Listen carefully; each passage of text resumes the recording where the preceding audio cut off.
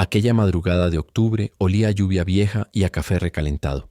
El reloj marcaba las 2:17 cuando él, un ex detective con la rodilla dañada y demasiadas noches sin dormir encima, repasaba un cuaderno de tapas gastadas donde aún anotaba hábitos del vecindario, como si siguiera patrullando con la mente. Vivía solo en una casa modesta, ordenada con precisión casi militar.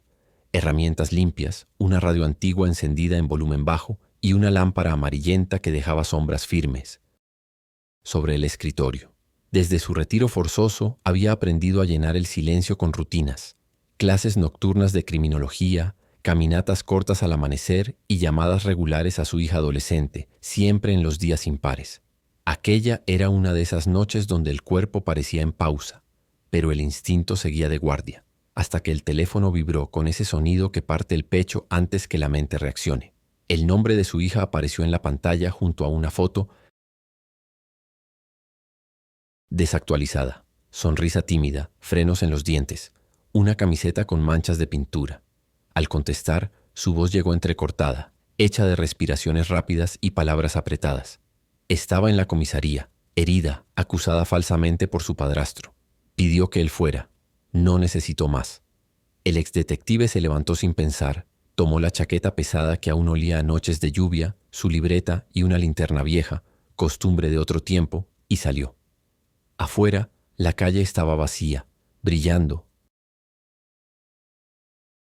bajo las farolas como una escena congelada. Al encender el motor, el sonido áspero del arranque le recordó las madrugadas de servicio, esas en que la verdad dormía detrás de una puerta cerrada con miedo. Esa noche, sin saberlo, iba a reabrir una de esas puertas, pero esta vez no por deber, sino por sangre. La comisaría olía a papel húmedo, café quemado y desvelo.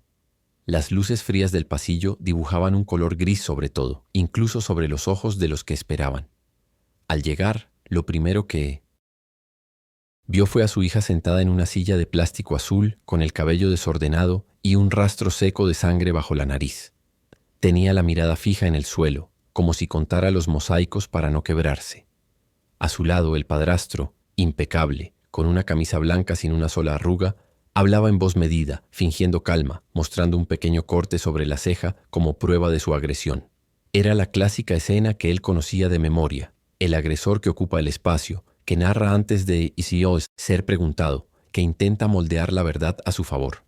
El exdetective se quedó quieto unos segundos observando los detalles, los zapatos del hombre manchados de polvo fresco, el leve temblor en la mano derecha de su hija, el oficial joven con el bolígrafo roto entre los dedos. Todo en aquella sala tenía la tensión contenida de una historia mal contada. Pidió hablar con el agente de guardia con la serenidad de quien no necesita gritar para ser escuchado. Mientras tanto, notó el teléfono de su hija sobre la mesa, la aplicación de grabadora aún abierta, los minutos corriendo. Era una pista viva. En silencio, le bastó una mirada para entender que la grabación contenía la otra versión, la verdadera.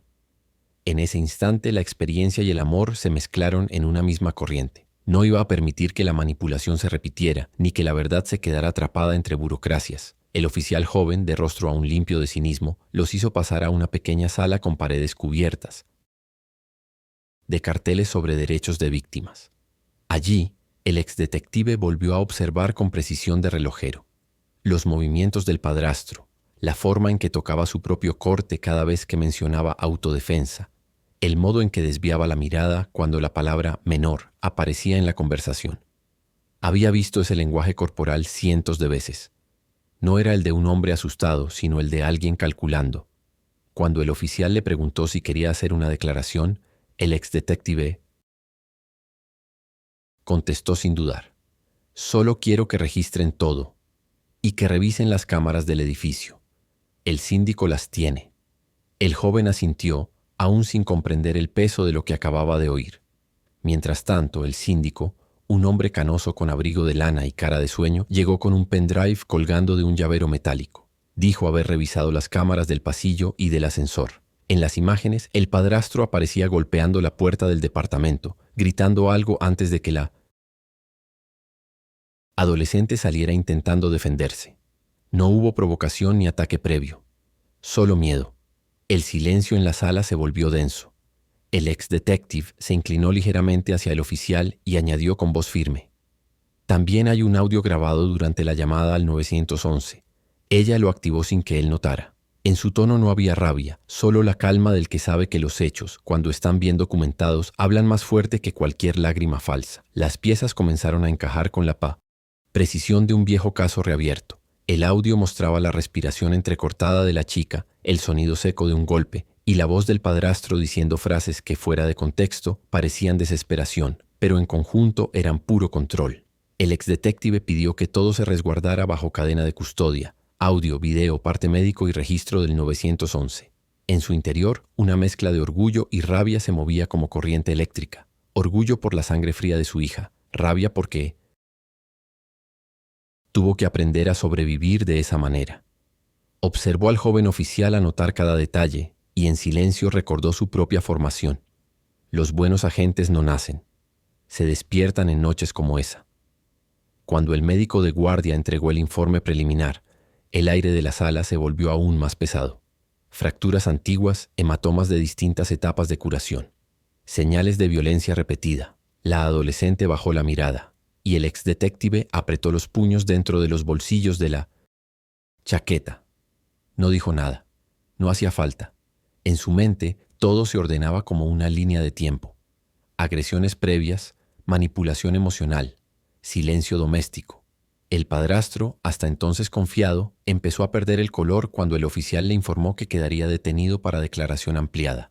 Por primera vez el teatro de víctimas se le desarmó, y en los ojos del exdetective se reflejó algo que no era venganza, sino una vieja promesa que los policías hacen sin decir: ningún agresor queda oculto para siempre. El interrogatorio se extendió por horas, aunque el reloj apenas se movía. La adolescente contó con precisión cómo todo había comenzado: los insultos que se transformaron en empujones, los empujones en golpes y la costumbre del miedo que se instala cuando el hogar se vuelve campo minado. Su voz temblaba pero no se rompía. El exdetective la observaba desde el otro lado del vidrio, recordando cada caso donde una víctima tardó demasiado en ser creída. El padrastro intentó interrumpir varias veces, pero el joven agente, aprendiendo rápido, lo mandó callar con autoridad. Era un cambio mínimo, pero simbólico. La balanza comenzaba a inclinarse hacia el lado correcto. En paralelo, los registros del 911 confirmaron la cronología. La llamada había durado 3 minutos exactos, con los sonidos de fondo captados claramente. No había duda. El fiscal de turno autorizó la detención preventiva y ordenó una revisión de antecedentes. Lo que apareció en el sistema fue como una pieza olvidada que encajaba. Una denuncia previa, archivada, y otra en otra ciudad cerrada por falta de pruebas. El exdetective lo sabía. El patrón estaba completo. En el pasillo, el aire se volvió más frío, y la adolescente, envuelta en una manta gris, se permitió por fin llorar sin miedo a ser juzgada. Afuera, la sirena de un patrullero rompió el silencio, y por primera vez en mucho tiempo, ese sonido no le pareció amenazante, sino justo. Cuando el sol comenzó a insinuarse por las ventanas de P.O., la comisaría, el exdetective sentía que el cuerpo le pesaba como si hubiese corrido kilómetros, pero la mente seguía aguda. Observó cómo el fiscal revisaba el expediente, línea por línea, con la mirada tensa del que sabe que un error de forma puede liberar a un culpable. La madre de la chica llegó al amanecer, deshecha, con el rostro pálido y las manos temblorosas. No dijo nada al principio. Se acercó a su hija, le acarició el cabello con torpeza, como quien intenta reparar años de confianza rota. El exdetective se mantuvo al margen, sabiendo que no era su momento. Aquella familia debía empezar a rearmarse desde la verdad, no desde la culpa. A media mañana la orden de detención sin derecho a fianza fue emitida. El padrastro bajó la cabeza cuando escuchó los cargos: agresión, falsa denuncia e intimidación de testigo. No protestó. Solo apretó los labios y el exdetective supo que aquel silencio no era resignación, sino cálculo. Aún así, el sistema por una vez funcionaba. El joven oficial, ahora con la camisa arrugada y los ojos encendidos, se acercó al exdetective y le estrechó la mano. «Gracias por enseñarnos cómo mirar más allá del informe», le dijo. Fue un gesto breve, pero en ese apretón se cruzaron 2 generaciones de justicia. una que había aprendido con golpes y otra que estaba aprendiendo a escuchar. El hospital recibió al adolescente con el mismo olor a desinfectante y miedo que todos los lugares donde el dolor se vuelve rutina. El médico forense documentó cada marca, cada fractura, cada cicatriz que hablaba más que las palabras.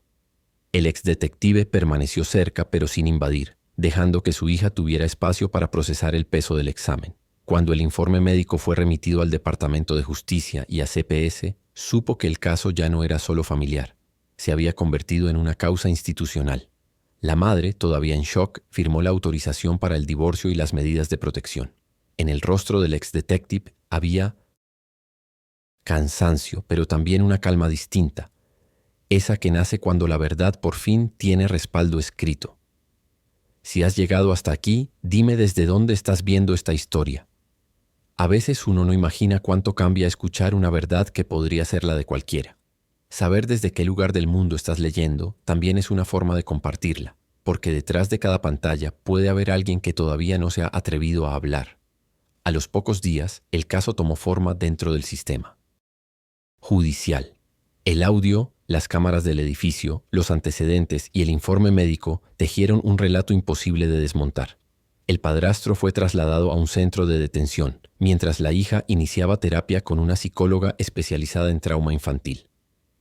El exdetective visitaba el hospital cada mañana, llevando café y silencio, sin presionar conversaciones. Él sabía que el tiempo de los sobrevivientes no se mide en relojes, sino en la distancia que logran poner entre un recuerdo y otro. Afuera, los medios empezaban a enterarse del caso, pero él evitaba cámaras y titulares. No quería justicia mediática, quería justicia real.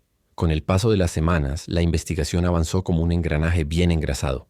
Los agentes jóvenes comenzaron a usar el caso como ejemplo en los talleres internos sobre violencia doméstica. Le llamaron informalmente el protocolo Harland, en honor al apellido del ex-detective, quien había insistido en que lo esencial no eran los héroes, sino los procedimientos. Grabar el audio, preservar las pruebas, escuchar sin prejuzgar. Cada detalle que había salvado a su hija podía salvar a otras. La policía, acostumbrada a cerrar casos sin suficiente evidencia, empezó a documentar mejor, a pedir las grabaciones de seguridad, a registrar los llamados de emergencia con otra sensibilidad. Era como si la experiencia de esa madrugada hubiera encendido una linterna en medio de la burocracia. Mientras tanto, la hija, ya fuera del hospital, se adaptaba a vivir con su padre.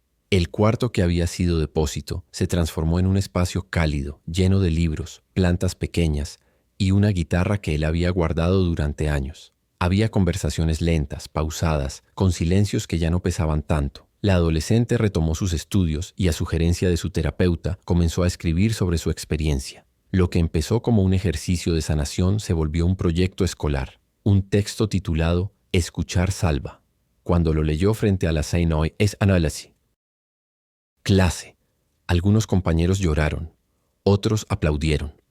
Por primera vez ella sintió que la voz que una vez le quisieron apagar, ahora servía para encender otras. El exdetective la observaba de lejos, orgulloso y temeroso a la vez. Había aprendido que los sobrevivientes no buscan venganza, sino coherencia, que la sociedad cumpla la promesa de protegerlos. La madre, por su parte, se integró poco a poco al proceso. Acudía a terapia familiar y se enfrentaba al dolor de haber ignorado señales evidentes. Hubo lágrimas, pero también palabras que durante años habían estado prohibidas en casa. Perdón, te creo, no fue tu culpa. Entre los tres comenzaron a reconstruir un lenguaje de confianza que no necesitaba guiones ni silencios impuestos. Lo más difícil fue aceptar que incluso después del divorcio y del juicio, las cicatrices no desaparecen. Solo aprenden a convivir con la luz. El juicio del padrastro fue rápido, gracias a las pruebas contundentes. Intentó cambiar su versión varias veces, pero cada mentira encontraba su contraparte grabada o documentada. El exdetective se sentó en la última fila de la sala, sin uniforme, sin insignia, solo con la mirada atenta de quien ya no investiga para castigar, sino para cerrar heridas. Cuando el juez dictó sentencia, culpable por agresión y falsa denuncia, sin posibilidad de apelación inmediata, el silencio fue absoluto. El hombre fue retirado esposado y en el rostro del adolescente no había alegría, solo alivio. Sabía que La justicia no devolvía el tiempo perdido, pero sí le abría la posibilidad de un futuro sin miedo. Durante los meses siguientes, la historia trascendió las paredes del tribunal. Una periodista local, con sensibilidad y respeto, publicó un reportaje sobre el caso, destacando cómo una simple grabación de voz había cambiado el curso de una investigación. Lo llamó la llamada que encendió la verdad. El artículo generó un impacto inesperado. Comisarías de otros distritos comenzaron a replicar el Investigate método, revisando cámaras de seguridad en casos domésticos, comparando registros médicos con patrones de abuso previo y sobre todo creyendo en la primera versión de las víctimas. El exdetective recibió mensajes de antiguos colegas, algunos incrédulos, otros agradecidos. Él respondía siempre igual. No es un protocolo mío, es de todos los que decidieron escuchar. La hija, ya con más serenidad, aceptó dar una charla en su escuela sobre señales tempranas de abuso. Llegó nerviosa, con las manos sudadas y una hoja doblada varias veces en el bolsillo. Pero al empezar a hablar, su voz tomó una firmeza nueva. Contó su historia sin victimismo, con la naturalidad de quien comprende que la fuerza no siempre grita, a veces solo respira. Los profesores la escucharon con lágrimas contenidas. Al terminar, uno de los alumnos levantó la mano y dijo: «Yo también he escuchado algo parecido en mi casa». Aquella confesión improvisada bastó para que la escuela activara el protocolo de denuncia. Así, entendió que su testimonio no solo cerraba una herida, también evitaba otras. El exdetective, mientras tanto, había vuelto a su rutina, pero ya nada era igual. Sus cuadernos, antes llenos de descripciones de autos y movimientos sospechosos, ahora estaban repletos de anotaciones sobre empatía, procedimientos de apoyo y líneas de atención psicológica. Había comprendido que su experiencia, acumulada en décadas de trabajo, podía tener un propósito distinto: enseñar a prevenir antes que a castigar. Empezó a colaborar con la Academia de Policía local, dando charlas a los nuevos cadetes sobre cómo detectar mentiras, pero también sobre cómo reconocer el miedo. Decía que el miedo tiene textura, sonido, olor, que un buen agente no busca culpables, sino coherencias. Sus palabras se fueron propagando y poco a poco el protocolo Harland dejó de ser una anécdota para convertirse en política interna. La madre, por su parte, se unió a un grupo de apoyo para padres que no vieron las señales. Allí, rodeada de otros que cargaban culpas similares, encontró un lugar donde convertir la vergüenza en acción. Empezó a organizar talleres en escuelas y asociaciones vecinales, hablando sobre control psicológico, chantaje emocional y los primeros indicios del abuso. No pretendía ser experta, solo alguien que había aprendido a tiempo. En una de esas charlas, un hombre mayor se le acercó al final y le dijo: «Gracias, hoy entendí lo que mi hija no pudo contarme». Esa frase la acompañó de regreso a casa como una confirmación de que a veces reconocer los errores también salva vidas. Con el paso de los meses, la adolescente transformó su experiencia en una vocación. Postuló a un programa de voluntariado en la Fiscalía del Distrito, donde ayudaba a revisar archivos de casos antiguos y a digitalizar registros de denuncias. No era un trabajo glamuroso, pero para ella cada carpeta representaba una historia que merecía ser contada con precisión. Su mentor, un joven fiscal que había seguido de cerca el caso, le enseñó cómo una buena documentación puede sostener la verdad incluso cuando las voces tiemblan. Esa rutina entre papeles, cafés fríos y expedientes amarillentos se convirtió en su forma de sanar, rescatar las voces que, como la suya, alguna vez fueron minimizadas o ignoradas. El exdetective la esperaba cada tarde en el auto, escuchando el noticiero en volumen bajo y revisando el reloj con una paciencia que nunca tuvo en su carrera. En una de esas tardes, mientras ella guardaba los apuntes en la mochila, le comentó que estaban preparando un proyecto de ley escolar para reforzar la asistencia psicológica a víctimas de abuso. «Tal vez puedas participar», le dijo. Ella lo miró sorprendida y respondió: «No quiero contar mi historia otra vez, pero sí quiero que sirva de algo». Él asintió. Había aprendido a no presionar, a dejar que la iniciativa viniera de ella. Aquella noche, al llegar a casa, la madre los esperaba con la mesa servida y 3 tazas humeantes. Era la primera cena tranquila en años. El proyecto de ley avanzó con rapidez inusual. Inspirado en casos reales, buscaba que las escuelas públicas contaran con personal capacitado para detectar signos tempranos de violencia doméstica y ofrecer acompañamiento psicológico inmediato. La adolescente, aunque reacia al protagonismo, aceptó hablar en una audiencia pública. Llevaba una carpeta azul y un discurso breve escrito a mano. Cuando subió al estrado, su voz tembló solo al principio. Luego, con la convicción nacida del dolor procesado, dijo: «Yo no estaría aquí si no hubiera existido una grabadora de voz en mi celular. A veces, la diferencia entre sobrevivir y desaparecer es solo un clic». El auditorio estalló en aplausos. Los legisladores aprobaron el proyecto por unanimidad. Esa tarde, al salir, el exdetective la abrazó sin decir palabra, y en ese silencio compartido entendieron que la justicia también puede tener rostro humano. La prensa llamó a la iniciativa Ley Harlan, aunque ella insistió en que el nombre no importaba. Lo esencial era que cada escuela tuviera herramientas para intervenir a tiempo. Los noticieros mostraron imágenes de la familia reunida, y durante unos días la ciudad entera pareció girar en torno a esa historia de redención. Sin embargo, en casa, ellos mantenían la sencillez: desayunos compartidos, el perro durmiendo en la puerta y conversaciones cortas sobre cómo seguir adelante sin que el pasado se convirtiera en identidad.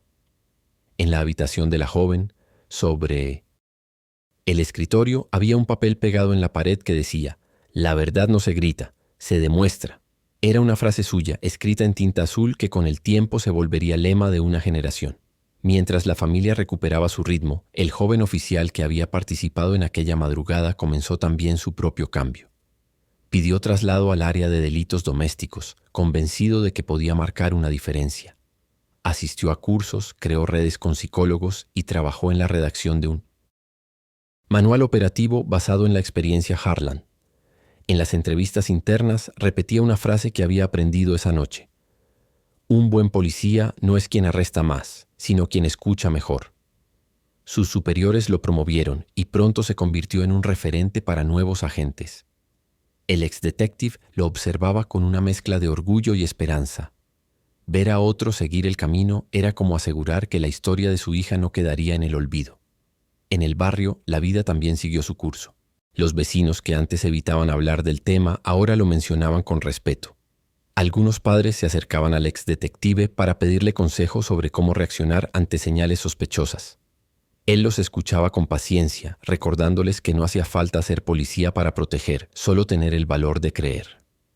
En los atardeceres, se sentaba en el porche con una taza de café y observaba a su hija estudiar bajo la luz cálida del comedor. Había algo profundamente sanador en esa normalidad, en ese regreso al ruido cotidiano sin miedo. Por fin, el silencio ya no era una amenaza, sino un descanso merecido. Pasó un año desde aquella madrugada. La ciudad había cambiado, y también ellos.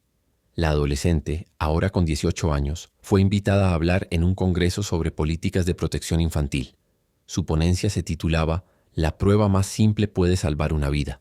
En el auditorio, lleno de estudiantes, fiscales y trabajadores sociales, relató cómo una decisión instintiva, presionar grabar mientras pedía ayuda, se convirtió en la piedra angular de un cambio legislativo.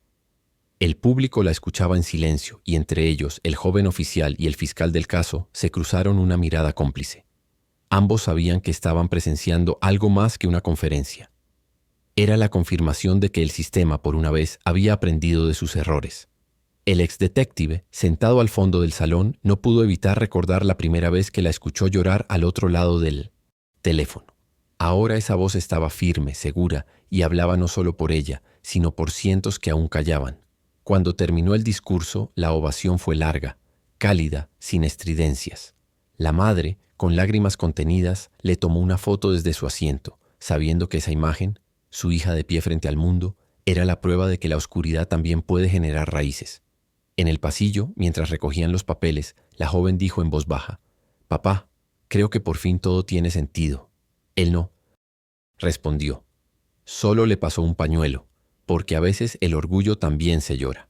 Con el tiempo, la historia de la familia Harlan se transformó en material de estudio para academias de justicia y cursos universitarios. Lo que había empezado como una tragedia se convirtió en un modelo de procedimiento y empatía institucional. En conferencias, el exdetective explicaba que el mérito no era suyo, sino del trabajo conjunto entre víctimas, autoridades y comunidad. Repetía siempre una idea: tecnología no reemplaza la intuición humana, pero puede amplificarla cuando se usa con propósito. Aquella frase fue citada en artículos, manuales y capacitaciones. Sin planearlo, su testimonio había sembrado una cultura de atención más humana dentro de las fuerzas del orden, una que entendía que detrás de cada denuncia hay una historia que merece tiempo, escucha y cuidado. Si esta parte te conmueve tanto como a mí, comparte esta historia. Quizás alguien que la vea hoy necesite un recordatorio de que creerle a una víctima a tiempo puede cambiar su destino. A veces no se trata de grandes gestos, sino de pequeños actos: grabar un audio, hacer una llamada, pedir ayuda, escuchar sin juzgar. Cada acción cuenta más de lo que imaginamos. La madre, por su parte, seguía activa en su grupo de apoyo. Había pasado de participante a mentora, guiando a nuevas familias que enfrentaban situaciones similares. En una reunión, una mujer le confesó que, gracias a su testimonio público, había tenido el valor de denunciar a su pareja violenta. Aquello la conmovió profundamente. Entendió que las segundas oportunidades no se tratan solo de sanar, sino de multiplicar lo aprendido. En casa esa noche, al contarlo durante la cena, su hija le sonrió y dijo: «Ahora tú también salvas vidas, mamá». Y por primera vez la palabra familia volvió a sonar completa. La ley Harland fue finalmente promulgada al cumplirse el segundo aniversario del caso. Las escuelas comenzaron a recibir fondos para implementar programas de atención temprana, y el exdetective fue invitado a la ceremonia simbólica de firma. Vestía un traje oscuro que había usado en su último día de servicio, pero esta vez sin insignias ni galones, solo una cinta azul en la solapa. Cuando el gobernador pronunció su nombre, él simplemente inclinó la cabeza. No necesitaba reconocimiento. Le bastaba con saber que el dolor vivido no había sido en vano. Su hija, a su lado, sostenía un ramo de flores que le había entregado una estudiante sobreviviente de abuso. Fue un momento breve, sencillo, pero con el peso exacto de la justicia cumplida. Esa noche, al regresar a casa, la familia cenó en silencio. En la mesa, el perro dormía a sus pies y el reloj de pared marcaba las 10:07, la misma hora en que años atrás solían apagar las luces para fingir que todo estaba bien. Pero ya no había necesidad de fingir. El exdetective se levantó, sirvió café para todos y brindó con una sonrisa cansada. Por las segundas oportunidades, que llegan a tiempo. La madre asintió, y la joven con los ojos brillantes añadió: y por las verdades que se graban cuando nadie quiere escucharlas. Afuera, el viento arrastraba las hojas secas del otoño, como si el mundo, al fin, hubiera decidido dejar atrás una vieja escena. Con los años, la historia se convirtió en una referencia nacional. Cada vez que una nueva víctima lograba ser escuchada gracias a una grabación o a la intervención rápida de un docente, los noticieros recordaban el caso Harland. El exdetective, ya canoso y jubilado por completo, evitaba entrevistas. Prefería ver cómo otros continuaban el legado: jóvenes policías, fiscales empáticos, maestros atentos. En sus paseos matutinos, algunos lo reconocían y lo saludaban con respeto.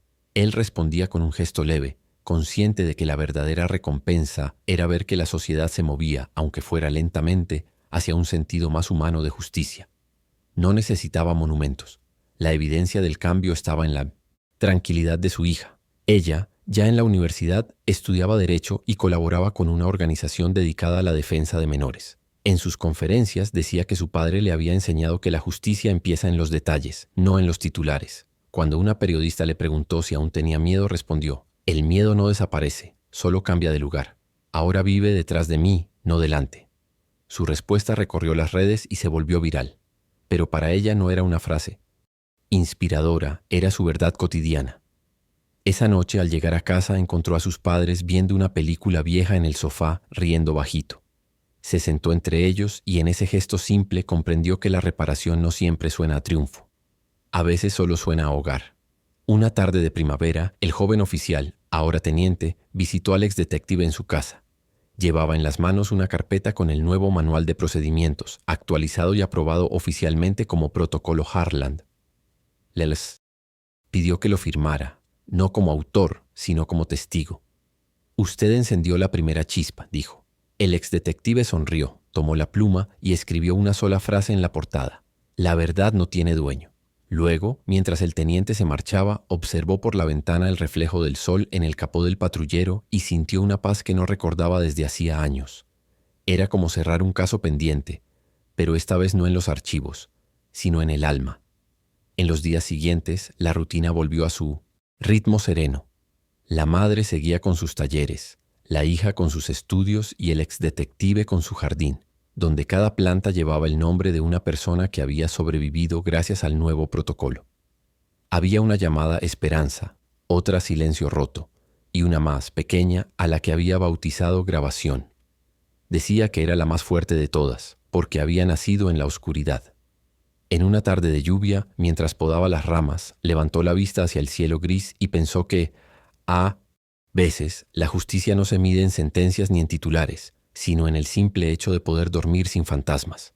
El tiempo pasó, y aunque los titulares se desvanecieron, las consecuencias de aquella noche siguieron multiplicándose en silencio.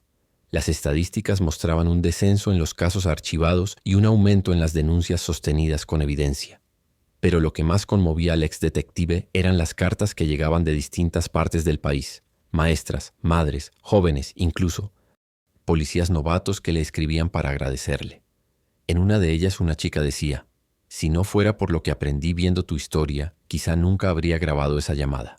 Él guardó todas las cartas en una caja de metal, junto a su antigua placa, como si ambos objetos fueran piezas de una misma historia. La de un hombre que aprendió que servir no termina con la jubilación, sino con el último acto de fe en la verdad. Esa noche cenaron juntos los tres como cada aniversario. Sobre la mesa, una vela encendida reemplazaba al silencio. La hija, ya adulta, brindó por las grabaciones que salvan vidas, por las madres que aprenden a ver y por los padres que nunca dejan de creer. La madre sonrió y el exdetective, con la voz serena y el corazón tranquilo, añadió: y por las historias que empiezan donde el miedo termina. Afuera la lluvia volvía a caer, pero esta vez no anunciaba peligro, sino limpieza, porque al final aquel octubre de dolor había dejado un legado de esperanza. Una prueba grabada en el alma de todos los que decidieron escuchar.